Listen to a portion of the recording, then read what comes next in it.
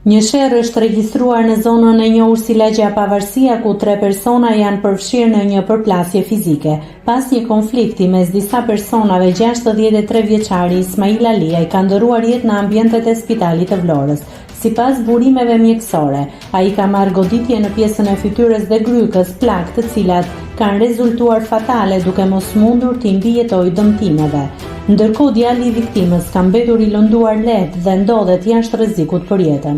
Sipas informacioneve paraprake, autori i dyshuar është larguar nga vendi i ngjarjes menjëherë pas incidentit, duke u drejtuar në drejtim të autostradës. Policia e Vlorës është vënë në ndjekje të autorëve ndërsa vijojnë hetimet për zbardhjen e plotë të rrethanave të kësaj ngjarjeje.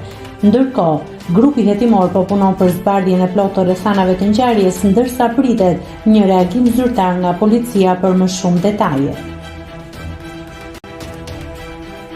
Nëse klikoni mbi butonin subscribe, do t'ju shfaqen të gjitha publikimet tona. Ju ftoj t'i bëni subscribe kanalit, të pëlqeni videot dhe të lini komentin tuaj.